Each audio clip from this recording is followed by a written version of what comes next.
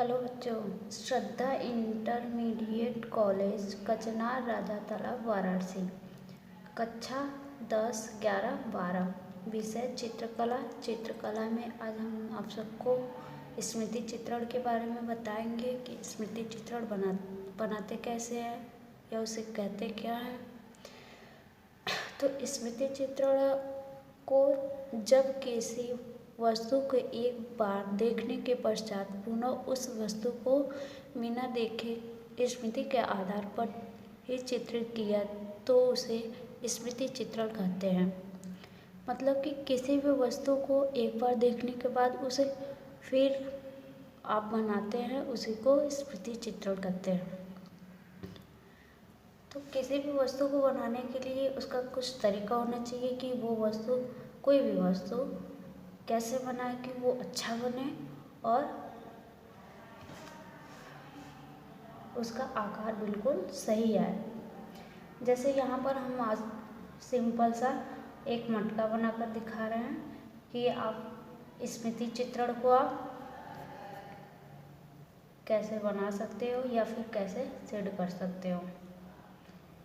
स्मृति चित्रण बनाते समय या फिर कोई भी चित्र बनाते समय इतना ध्यान देंगे कि पेंसिल जितना हो सके उतना हल्के हाथ से चलाते हैं। क्यों? क्योंकि आप पेंसिल को जितना ही हल्के हाथ से चलाएंगे उतना ही आपका ड्राइंग स्वच्छ होगा, साफ सुथरा होगा।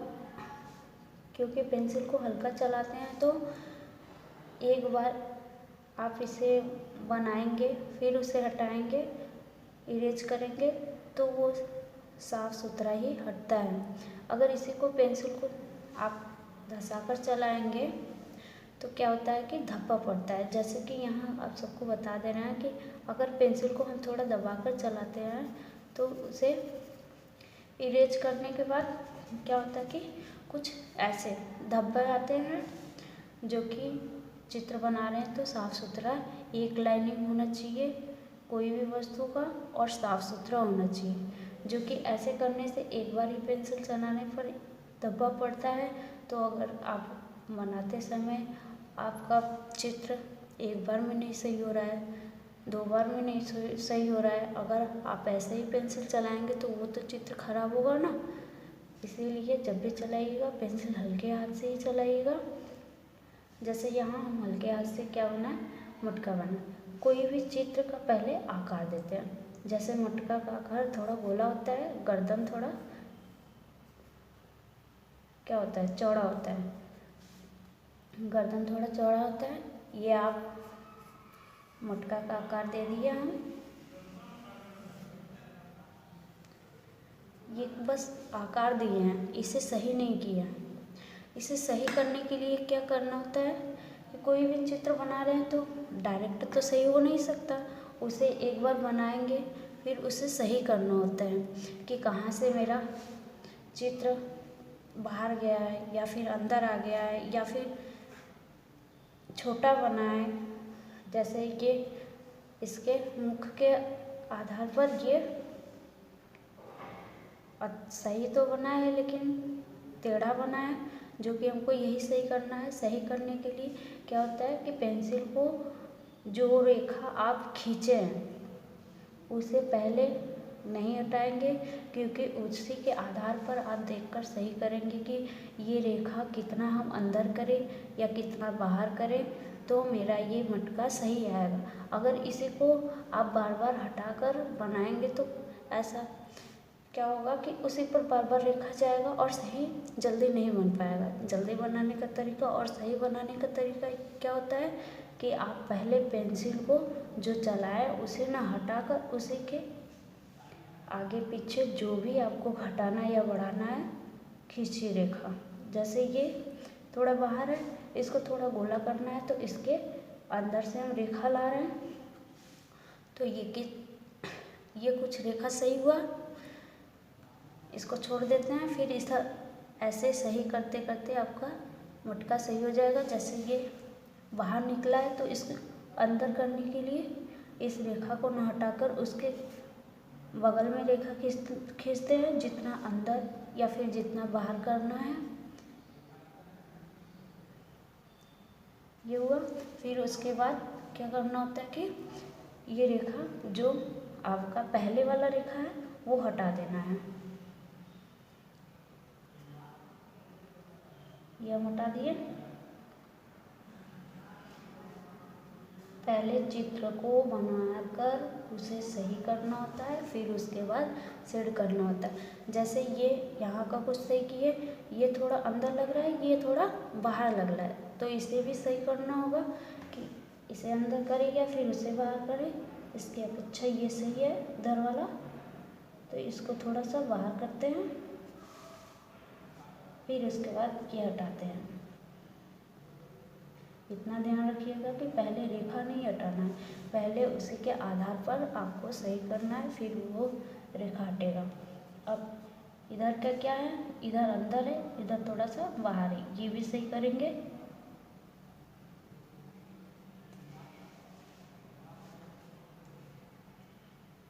ऐसे करते करते आपका ये मटका सही हो जाएगा।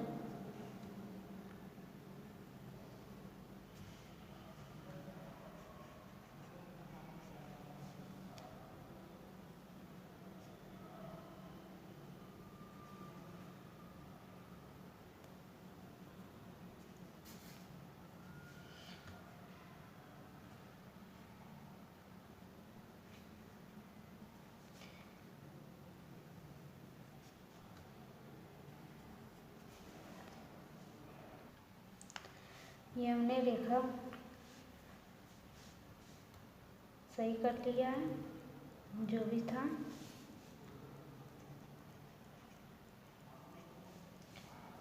अब इसे शेड करना बता रहे हैं कि शेड एक बार में कंप्लीट नहीं होता। जैसे आप लोग जैसे शेड करते हैं कि एक बार पेंसिल चलाए और इसे कागज़ से मिक्स कर देते हैं, हो जाता है। ऐसे कहीं मिक्स होता है, कहीं नहीं होता है। जबकि शेड करने का मतलब कि आप जब भी शेड कर रहे हैं, पेंसिल बिल्कुल ही मिक्स होना चाहिए। जैसे ये शेड हुआ है, लेकिन यहाँ पता चल रहा है कि यहाँ ज़्यादा डार्क है, ये आगे जाकर तब जाकर मिक्स हुआ है।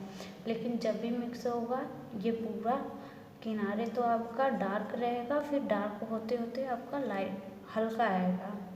ठीक है। और शेड एक बार में नहीं, 3 बार में करते हैं। पहला शेड आपका कुछ इतना हल्का रहेगा, फिर इसी पर दूसरा शेड करेंगे तो इससे थोड़ा सा डार्क आएगा और पेंसिल मिक्स होता चला जाता है और पता ही नहीं चलता कि ये पेंसिल कितनी बार चला है। और फिर इसके बाद तीसरा, इससे भी डार्क हो जाता है। ऐसे इतना डार्क। तो यहाँ मटका शेड करने जा रहे हैं। देखिए, पहला आपका शेड हल्का होगा, किनारे आपका डार्क होगा शेड, फिर उसके बाद बीच में आते आते हल्का हो जाएगा। ये पहला। और शेड करने के लिए पेज ले लेंगे, रफ वाला पेज। पेज जितना ही मुलायम रहेगा, शेड उतना ही आपका अच्छा होगा। या फिर रुई ले लेंगे। कला वाला पेज बिल्कुल मत लीजिएगा, क्योंकि वो कड़ा होता है, पेज को ख़राब कर देता है। ये आप पहले हम पेंसिल को मिक्स करते हैं, जो पेंसिल हम चलाए हैं वो मिक्स करते हैं, फिर उसके बाद आगे बढ़ते हैं। ये नहीं कि हम पेंसिल चलाते चलाते कागज़ रगड़ते रगड़ते आगे चले जाए। ऐसे क्या होता है कि बीच बीच में धब्बा पड़ता है। ये हमने पहली बार सेट किया, पेंसिल को पहले मिक्स किया, अभी आगे नहीं बढ़े। अगर पेंसिल को मिक्स करते समय ये बिल्कुल कागज़ गंदा हो जाता है, तो इसे पलटकर तब ये जो पेंसिल छूटा है, जहाँ से आपका ये शेड छूटा है, वहाँ से पेज रगड़ेंगे ऐसे।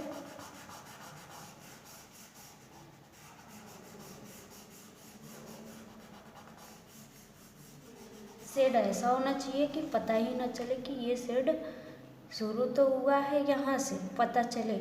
आपका रेखा बाहर से क्लीन होना चाहिए और पता चलना चाहिए कि ये आपका मेन रेखा है। और इसके बाद अंदर जाते जाते ये बिल्कुल ही हल्का हो जाएगा, पता ही नहीं चलना चाहिए कि ये शेड कहाँ तक ख़त्म हुआ है। ये पता चले कि हाँ इतने में पूरा ख़त्म हुआ है शेड, लेकिन ये कहाँ तक शेड गया है ये नहीं पता चलना चाहिए, पूरा मिक्स होना चाहिए। जैसे कि ये है शेड हुआ है, ये शेड समझ में नहीं आएगा कि यहाँ तक ख़त्म हुआ है या फिर यहाँ तक या फिर यहाँ तक। ठीक है, फिर इसके बाद दूसरा करेंगे, इसी पर दूसरी बार करेंगे। ऐसे ही जैसे पहला किए थे वैसे ही दूसरी बार भी करते हैं।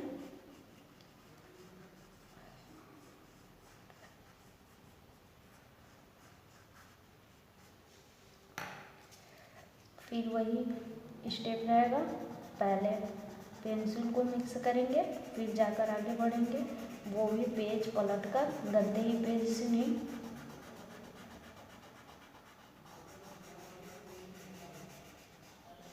पेंसिल को सेट करते समय पेंसिल हल्का ही चलाना है, ना कि आप उसे धंसाकर चलाएंगे। ऐसे धंसाने पर क्या होता है कि पेंसिल मिक्स नहीं होता है। जितना हल्के हाथ से चलाएंगे उतना ही अच्छे से मिक्स होगा। ये हुआ। किनारे चाहे जितना ही डार्क रहे आपका पेंसिल, लेकिन बीच में आते आते बहुत ही हल्का होना चाहिए, लाइट होना चाहिए। क्योंकि देखते हैं वस्तु पर प्रकाश पड़ता है तो लाइट ही दिखता है, और जहाँ पर नहीं पहुँच पाता प्रकाश वहाँ पर डार्क हो जाता है।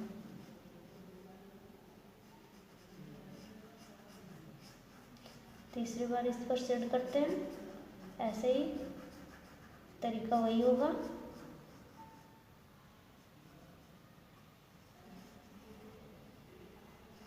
जितना हो सके उतना डार्क करिए,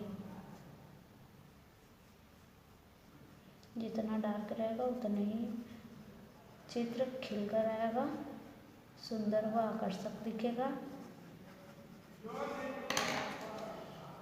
फिर ये मिक्स करते हैं।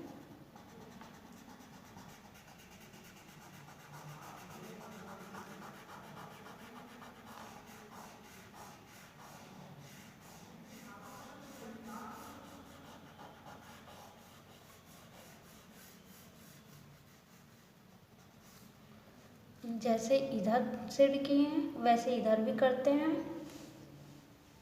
और शेड करने के लिए पेंसिल अलग से आता है, 1B से लेकर 12B तक पेंसिल आता है, मार्केट पे आसानी से मिल जाता है। आप सबको ऑफलाइन में बताया पेंसिल के बारे में, ले लीजिएगा और आप लोग घर पर प्रैक्टिस करिएगा। जितनी बार प्रैक्टिस करेंगे, एक बार देख कर करेंगे, फिर दूसरी बार तीसरी बार बिना देखे बनाएंगे, वो आपको हमेशा याद रहेगा कि आप क्या बनाए थे और कैसे बनाए थे, कैसे सेट किए थे, जो कि पेपर में पूछता है तो आप आसानी से बना सकते हो बिना देखे। ये पेंसिल चलाएं।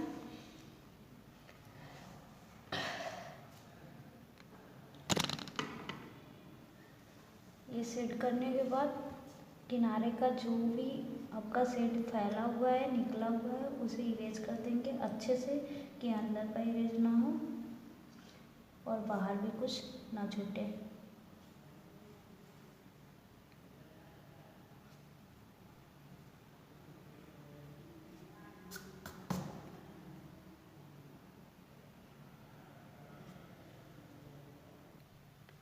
ये पूरा क्लीन करने के बाद ये आपका देखिए, वस्तु चाहे आप जिधर से भी सेट डाल सकते हैं, या तो फिर एक तरफ से या फिर दोनों तरफ से या फिर बीच से सेट डाल सकते हैं, लेकिन सेट का तरीका वही होगा जैसे इधर से हम सेट किए हैं, डार्क से आते आते हल्का आया है और इधर से भी डार्क आते आते हल्का हुआ है, तो ये बीच में हल्का आया। अगर आप एक तरफ से साइड सेट करेंगे तो आपका शेड यहाँ से होगा और इधर का हल्का हो जाएगा, या फिर इधर से शेड करेंगे डार्क होगा इधर और इधर हल्का हो जाएगा। लेकिन शेड करने का तरीका यही रहेगा। ठीक है। जैसे किसी वस्तु पर जैसा भी परछाई पड़ता है वैसा शेड होता है। जैसे ये शेड हम किए हैं तो सामने का लाइट पड़ा है तो बीच में हल्का आया है और किनारे किनारे डार्क। अगर इधर से आपका प्रकाश पड़ेगा तो आपका इधर आपका लाइट रहेगा, इधर डार्क रहेगा। अगर इधर से लाइट पड़ा तो इधर लाइट इधर डार्क रहेगा। इतना तो समझ में आ ही गया होगा। जैसे ये सामने का फोकस पड़ा है चित्र पर, रोशनी सामने से पड़ा है तो बीच में ये हल्का हुआ है, तो ये वाला भाग भी ऐसे ही सेट होगा। यहाँ पर हल्का रहेगा और यहाँ डार्क रहेगा, यहाँ पर भी डार्क रहेगा और यहाँ पर हल्का।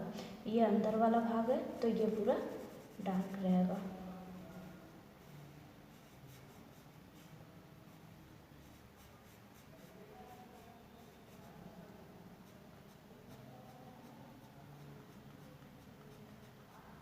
ऐसे सेट होगा।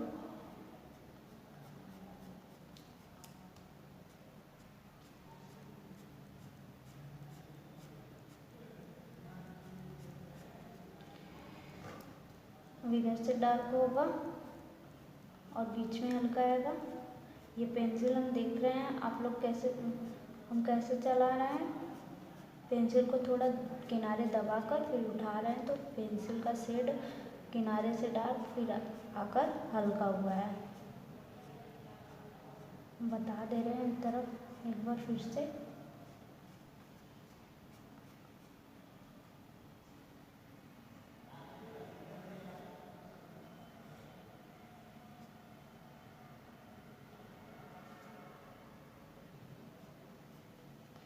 ऐसे सेट हुआ है। पेंसिल को हम कैसे चला रहे थे, यहाँ पर थोड़ा पेंसिल को दबा रहे थे, बिल्कुल ही नहीं दबाना है, हल्के हाथ से ही थोड़ा यहाँ दबाकर पेंसिल को झटके में उठा ले रहे हैं तो यहाँ आपका ज़्यादा डार्क कर रहे हैं, फिर आते आते हल्का हो जा रहा है। जैसे ये सेट हुआ है वैसे, ठीक है। जहाँ पर कागज़ रगड़ने की जगह नहीं हो पाता तो पेंसिल को ऐसे ही सेट करते हैं और नीचे का परछाई आपका ऐसे रहेगा।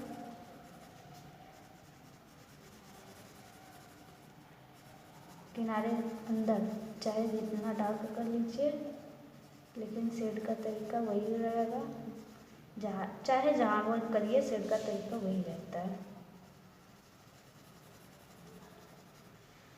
आपका किनारे से डार्क रहेगा फिर आते आते हल्का रहेगा। ये किनारे डार्क हो गया, फिर उसके बाद यही सेम पोजीशन रहेगा, नीचे हल्का रहेगा। और थोड़ा सा ऊपर जाते हैं, जैसे यहाँ नीचे आते हैं वैसे ऊपर जाते हैं थोड़ा सा, बहुत ही ज़्यादा नहीं। वस्तु के हिसाब से परछाई डालते हैं, ये नहीं कि वस्तु छोटा है परछाई दूर तक डाल दी है। ओके,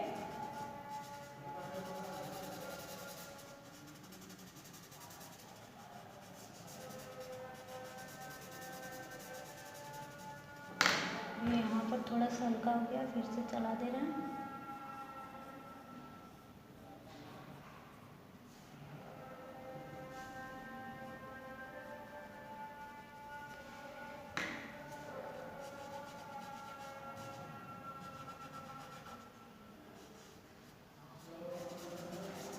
ये परछाई, कोई भी वस्तु बनाइए परछाई ऐसे ही बनेगा और शेड भी ऐसे ही होगा।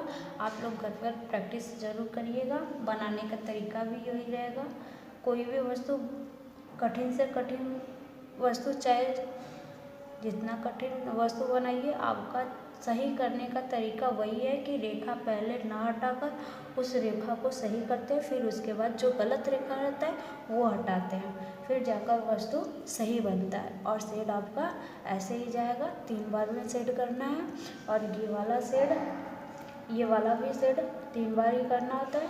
एक बार हल्का रहता है, दूसरी बार थोड़ा डार्क हो जाता है, तीसरी बार में बिल्कुल सही हो जाता है, पेंसिल एक में मिक्स हो जाता है। अगर पेंसिल को आप चला रहे हैं ऐसे तो देखते हैं कहीं कहीं खाली होता है, जो कि दूसरी बार में थोड़ा सा बढ़ जाता है और डार्क हो जाता है, फिर तीसरी बार में बिल्कुल ये शेड हो जाता है। ठीक, इतना समझ में आया? इस वीडियो में बस इतना ही, आगे हम अगले वीडियो में बताएंगे। Thank you.